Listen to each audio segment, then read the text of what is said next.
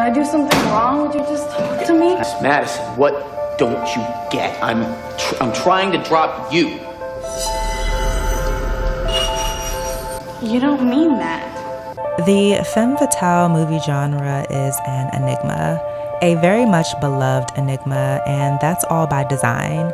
The femme fatale character occasionally surfaces in dark comedies, but more often shows up in erotic and psychological thrillers. And all have a similar plot where you have this bombshell, gorgeous woman completely go crazy and fall apart, often lethally, over some very average guy. After watching a few of these fatal attractionist type movies back to back, I began to think, yes, while I am a woman who does love these type of stories, like who doesn't love a stressful thriller, am I the main intended audience, or is this storyline particularly meant to titillate the fantasy of the average male? Let's talk about that.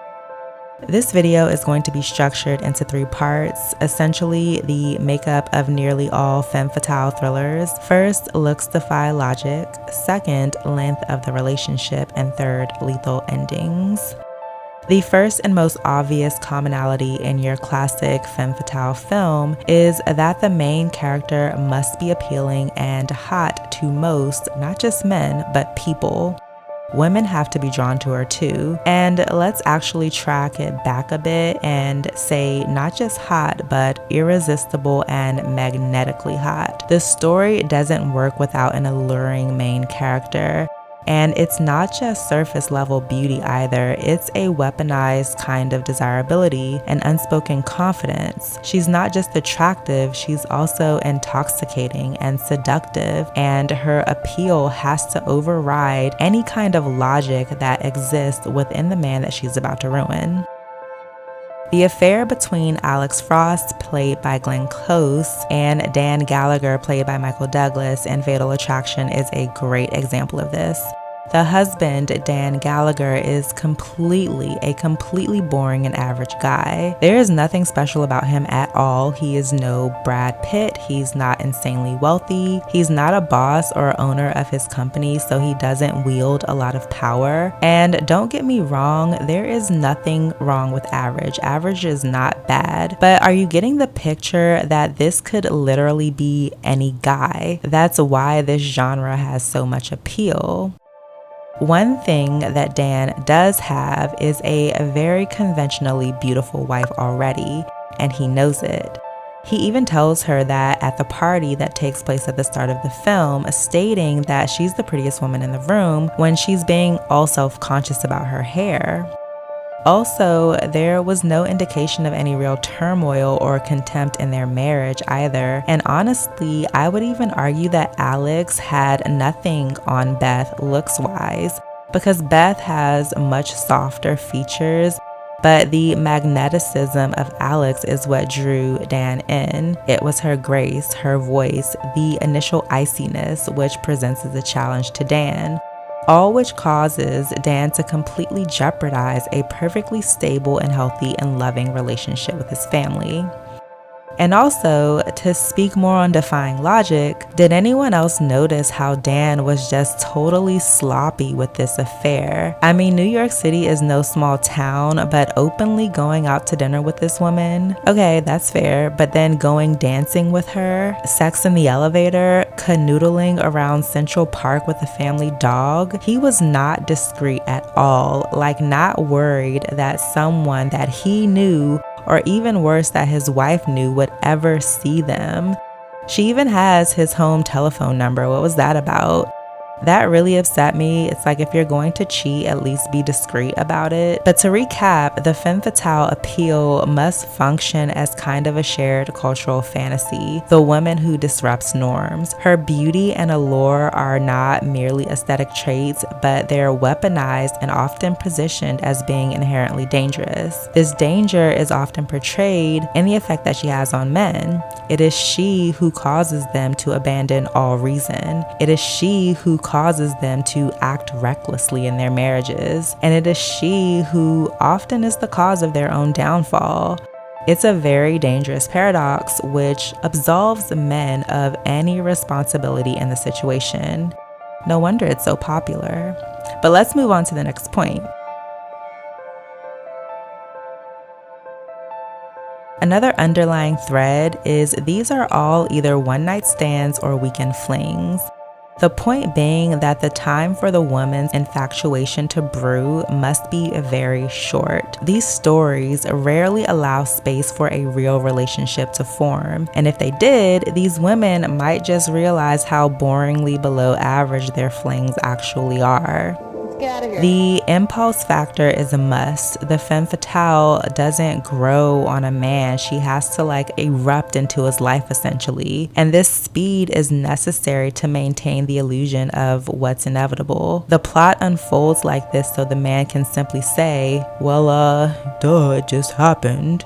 Again, absolving the man of any real guilt or responsibility, as it's not like he had any time to develop any real feelings for her. It's the she's crazy moment. Similar to how Fatal Attraction happened over the span of a weekend, so did the fling between Holly, played by Bella Thorne, and Tyler, played by Taylor John Smith, in Netflix's 2017 release of You Get Me. This movie didn't have high reviews or ratings, but I personally really liked it. But this movie, it's about a high school student, Tyler, who has a weekend tryst with this mysteriously attractive girl that he met at a party after him and his girlfriend break up at that same party after he let some random dude get in his head about his girlfriend's past. The short weekend is full of fantasy and fake intimacy, all for Monday to come, much like in Fatal Attraction, and now it's back to real life for the guy. Tyler wants his girlfriend back. Greg wanted to get back to his family life and routine. Both men leaving their flings with a cold, thank you for your service handshake. And I'm speaking theoretically here, none of those guys actually said that. But they trot back off to their life expecting things to be business as usual. But not for Tyler. Holly befriends Tyler's girlfriend, Allie, and starts hanging out with their friends. Essentially, she's trolling him throughout the first part of the film, but it does get darker and deeper and more serious, intentionally getting his girlfriend's suspicious friend a drink that she's allergic to, accusing Tyler of assault, getting him suspended from school. This shortened time of intimacy works narratively to signal instability in the woman to the audience, and to suggest that her obsession is very irrational and dangerous, like she's so unstable. And often these films introduce at this point some implied mental health issue with the scorned woman, whether it's Alex from Fatal Attraction splitting her wrists or Holly and You Get Me being on medication. The script can never take the direction of the man saying, oh yeah, I just f***ed with her head and now she flipped. Again, that wouldn't be a popular story to watch because that is actually too real. It's all shorthand for look at this crazy woman over here, with little emphasis on how did she get here. And a side note, these guys in these dramas always are in another relationship. Triangulation is key to the storyline. The women are also polar opposites. This very much plays on the Madonna horror complex, which is the psychoanalytic idea often perpetuated by men that women are placed in either one of two categories. They're either good or they're bad. There's the good, chaste, and pure women, or the bad, seductress, and sexual women. Beth was the good wife in Fatal Attraction, raising her daughter, taking care of the house and her husband's needs, making sure he had food for the weekend while she was away, trying to get their family out of the city and into the suburbs. And Alex, his fling, on the other hand, well, she sucks him off publicly in elevators and introduces him to crazy sex all weekend long.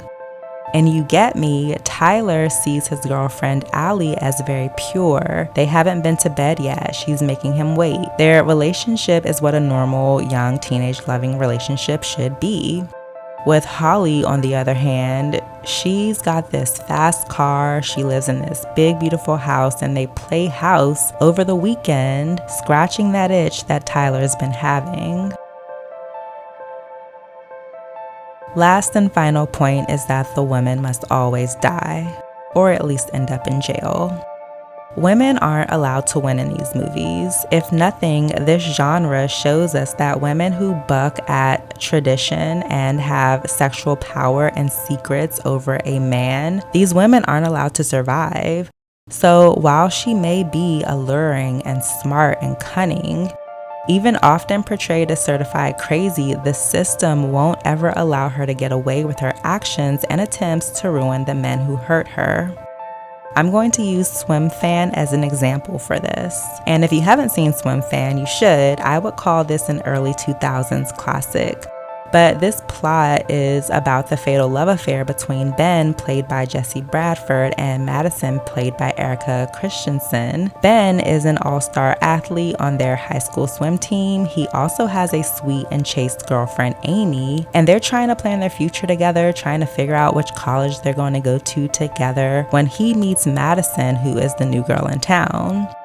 After almost hitting her with his car by accident, they go out to eat, and one thing leads to another. They sleep together in the pool, and then boom, he's in a real-life Fatal Attraction. Unlike Fatal Attraction, these teen versions, we'll call them, do offer up some glimpses into the young femme fatale's past. In the case of Madison, it's glazed over that her ex-boyfriend, who was also an accomplished, high-achieving student like Ben, ended up in a coma. And because these insights revealed to us aren't very deep and only exist to further lament the main character's obsessive nature with the man, we're going to glaze over this little factoid too. But like in the previous films discussed in this video, this is a one-night stand, and afterwards Madison becomes very consumed with Ben, and the plot advances with her increasingly intense attempts to get his attention and to get closer to him. On the opposite hand, he is increasingly trying to distance himself from her. The ending of Swimfan tries to be a bit poetic in the so-called justice that is Madison's fate. Madison ends up drowning in the very pool that symbolizes her and Ben's first forbidden encounter because she couldn't swim. But like in all these movies, when the purpose of the femme fatale character is fulfilled, and that purpose is to 1, tempt, and then 2, disrupt, after that, her final consequence is to vanish. She's erased like she never even existed. And this ending ultimately confines that character to just being a glitch, a bad dream. And the men? Well, they get to move on with their lives as planned. They get to have their cake and eat it too. No wonder these films are so damn popular. That's all I have for now. Please share your thoughts down below on the femme fatale character. Also, if you've enjoyed the video, don't forget to like, share, and subscribe. Signing off now, your friend, Dom.